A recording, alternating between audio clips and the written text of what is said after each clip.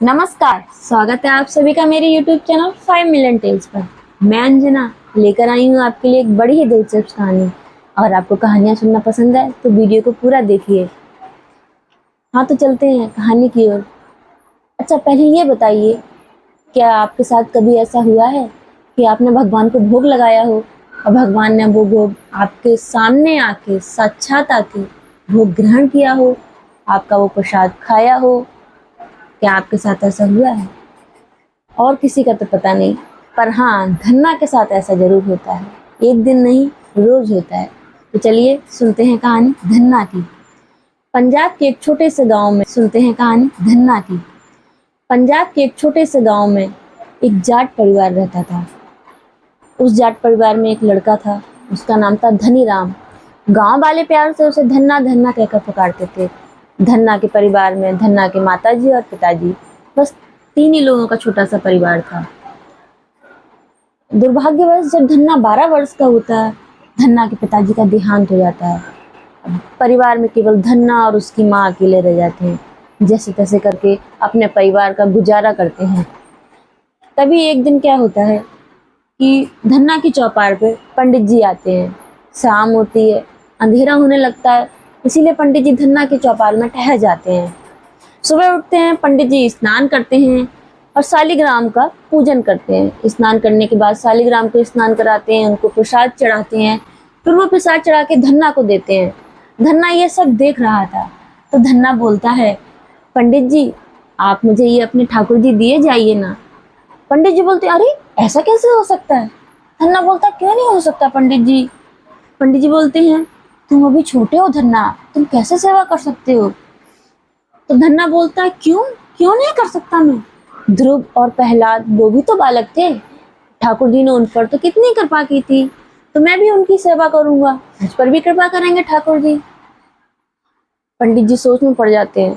धन्ना बोलता है, अगर आपने मुझे अपने ठाकुर जी नहीं दिए ना, तो मैं आपको यहाँ से नहीं जाने दूंगा। धन्ना तो जिद पकड़ जाता है। अब पंडित जी बालक की जिद के आगे विवश हो जाते हैं और कुछ सोचने लगते हैं। सोच के फिर ये अपने बैग में से एक काले रंग का पत्थर निकालते हैं, जो भंग कुटना होता है। एक काले रंग का पत्थर जिसको बट्टा भी बोलते हैं। पंडित जी सोचते हैं, कोई बात नहीं, बालक है, इसको ये बट्टा देकर बहला देते हैं। मेरा क्या है, मैं तो दूसरा खरीद लूंगा मार्केट से। पंडित जी उस बालक धन्ना को वो पत्थर भंग कुटना देते हुए कहते हैं, लो ये है तुम्हारे ठाकुर जी। धन्ना तो बहुत खुश हो जाता है, कहता है, वाह मेरे ठाकुर जी तो देखो, आपके ठाकुर जी से भी बड़े हैं। और पंडित जी से पूछता है, बस ये और बता दो मुझे इनकी कैसे सेवा करनी है। पंडित जी कहते हैं, ठीक है तो सुनो, ज्यादा कुछ नहीं करना तुमको। तुम स्नान करना, उसके बाद इनको स्नान करा देना। जब तुम भोजन करना, उसके पहले इनको भोजन कराना, फिर तुम बाद में भोजन करना। और जब तक ये भोजन ना कर लें तब तक तुम भोजन मत करना, इनसे पहले इनको करा के ही भोजन करना। धन्ना ये बात समझ जाता है, कहता ठीक है पंडित जी, मैं इनकी जैसे आपने बोला है वैसे ही सेवा करूंगा। फिर पंडित जी इस प्रकार धन्ना को झांसा देकर चले जाते हैं। धन्ना भंग घुटने को ही ठाकुर जी समझता है और उन्हें कोठरी में लाकर एक अलमारी में रख देता है। उसके बाद धन्ना खेत पर चला जाता है। खेत से लौटते समय आता है, रास्ते में उसको कुछ फूल दिखते हैं, वो फूल भी तोड़ कर लाता है, स्नान करता है। उसके बाद उनको भी स्नान कराता है, फूल चढ़ाता है। तब तक उसकी माँ आवाज़ लगाती है कि धन्ना रोटी ले जा। धन्ना की माँ उसको बाजरे की 2 रोटी देती थी खाने में। वो थाली लेकर आता है और भंग घुटने के सामने वो थाली रखता है, कहता है, भगवान आइए भोग लगाइए।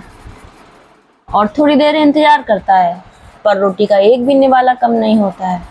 धन्ना फिर इंतजार करता है कि भगवान आइए भोग लगाइए, और फिर बैठ जाता है, इंतजार करता है भगवान आएंगे भोग लगाएंगे, पर कोई भी नहीं आता है। भंग घुटने ने रोटी का एक भी निवाला नहीं खाया।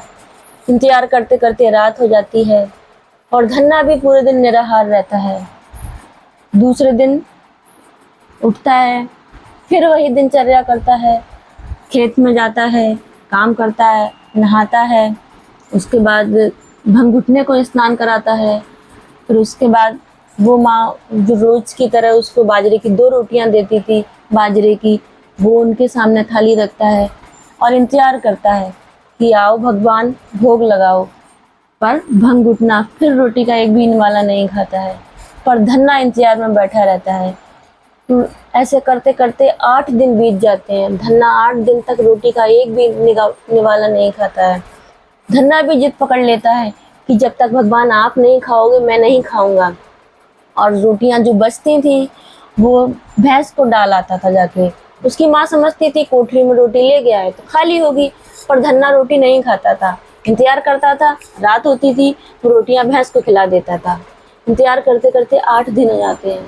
धन्ना छोटा सा 12 साल का बालक, उसकी हालत बिगड़ने लगती है।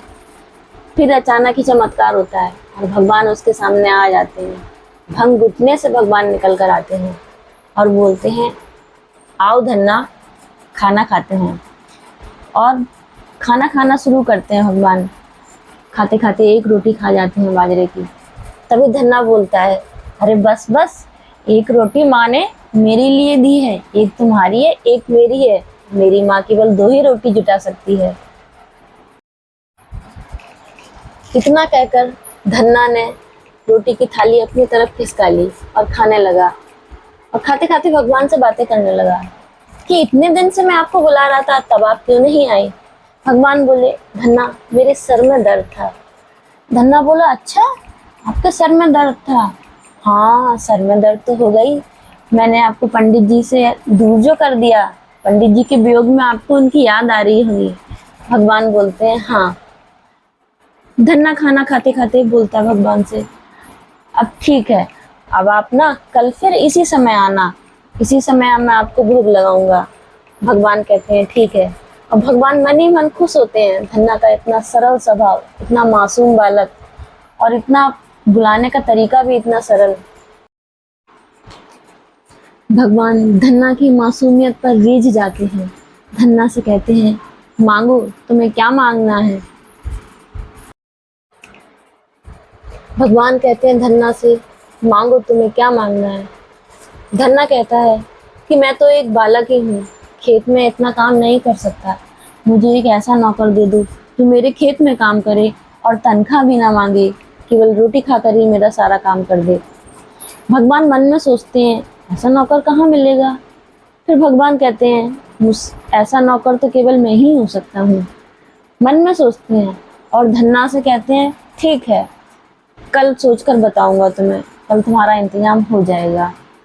और भगवान अंतर्निहित हो जाते हैं।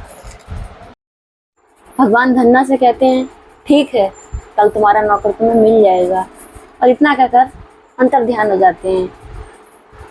अब 5 साल बाद वही पंडित जी जो धन्ना को भांग का घुटना दे गए थे, भंग घुटना दे गए थे, वो फिर आते हैं 5 साल बाद धन्ना की चौपाल पे और अपने बाकी यजमान जी से मिलते हैं। तभी वो देखते हैं कि चौपाल पे सामने एक 3 मंजिला कोठी बनी हुई है। उसमें से एक नवयुवक, 17 वर्ष का नवयुवक बाहर आता है और वो पंडित जी के चरणों पर गिर जाता है। पंडित जी, आपकी कृपा से आज मेरे पास सब कुछ है, आपका बहुत बहुत धन्यवाद। पंडित जी को बहुत धन्यवाद करता है धन्ना। पंडित जी कहते हैं, ऐसा क्या हो गया। धन्ना कहता है, अरे आप मुझे वो अपने ठाकुर जी दे गए थे, उनकी कृपा से आज मेरे पास सब कुछ है। ये 3 मंजिला कोठी ये मेरी ही है, मैंने एक मंदिर भी बनवा लिया है, मेरे पास एक तालाब भी है, मैंने एक तालाब भी बनवाया है। मेरे पास 5 बीघा खेती पहले थी, अब मेरे पास 50 बीघा खेती है। पहले मेरे पास 1 भैंस थी, अब मेरे पास 5 भैंसें हैं और 116 गाय हैं और मेरे पास एक घोड़ा भी है। मैं धन्य धान्य से अन्न जल धन सब कुछ है मेरे पास, दूध दही की तो नदियाँ बहती हैं, मानो चमत्कार हो गया हो। और मैंने एक मंदिर भी बनवाया है, उसी में मैंने ठाकुर जी को रखा हुआ है। मेरे ठाकुर जी जो आपने दिए थे उसी मंदिर में रहते हैं। पंडित जी को धन्ना की बात सुनकर बहुत आश्चर्य हुआ। ठाकुर जी की कृपा से सारा काम हो रहा है। धन्ना बोलता है, हाँ, आपने जो ठाकुर जी मुझे दिए थे वो सारा काम करते हैं मेरा। मुझे तो खेती में कुछ नहीं आता था, मैं तो अनपढ़ गवार हूँ, वही सारी खेती करते हैं, मेरा सारा काम वही करते हैं और उन्हीं की कृपा से आज मेरे खेत सोना उगल रहे हैं। मेरे पास बहुत अपार संपदा है। अब मैं बहुत खुश हूँ। पंडित जी को बहुत आश्चर्य होता धन्ना की बात सुनकर। पंडित जी बोलते हैं, अच्छा ठीक है, चलो मुझे दिखाओ, भगवान तुम्हारे खेतों में काम कर रहे हैं। वो कहता ठीक है, चलिए मैं आपको दिखाता हूँ, कुएं पर चल के देखिए। पंडित जी को कुएं के पास ले जाता है। कुएं पर जाकर देखता है तो सारा काम अपने आप ही हो रहा होता है। कुएं पर जो चरसा चलता है पानी के लिए, वो खुद ही चल रहा है, कोई उसको चला नहीं रहा है। खेतों को बैल जोत रहे हैं, मगर कोई भी नहीं हाँक रहा उनको, अपने आप ही बैल खेत जोत रहे हैं। और भी जो खेतों में काम होता है सारा, वो अपने आप ही हो रहा है। आसपास के जंगलों में जाकर देखते हैं तो जंगलों से जरूरत के लिए जो लकड़ियां काट के आती होती हैं, वो खुद ही अपने आप आती हैं। खेती का लगभग लगभग सारा काम, सारा धान इकट्ठा होना, सारा अनाज इकट्ठा होना, सारा काम अपने आप हो रहा है। पंडित जी देखकर आश्चर्यचकित हो जाते हैं। पंडित जी का सर घूमने लगता है ये देखकर कि ऐसा कोई भी साइंस नहीं है जो ये सब कार्य संभव कर सके। कौन सा ऐसा तरीका अपनाया है इसने जो इसका सारा काम अपने आप हो रहा है। पंडित जी धन्ना से कहते हैं, सच बताओ ये सब कैसे हो रहा है। धन्ना कहता है कि ये सारा काम ठाकुर जी ही कर रहे हैं, उन्हीं की कृपा से हो रहा है, जो ठाकुर जी आप मुझे दे गए थे। पंडित जी कहते हैं, मुझे भी ठाकुर जी से मिलवाओ, तुम पर ऐसी कृपा कैसे हो गई, मैं तो इतने वर्षों से उनकी सेवा कर रहा हूँ। फिर धन्ना उनको सारी कहानी बताता है कि आप मुझे ठाकुर जी दे गए थे, 7 दिनों तक तो उन्होंने कुछ नहीं खाया था, आपके वियोग में उनको आपकी याद आ रही थी। 8 दिन बीत गए, मैंने भी कुछ नहीं खाया, जब तक उन्होंने कुछ नहीं खाया मैंने भी कुछ नहीं खाया।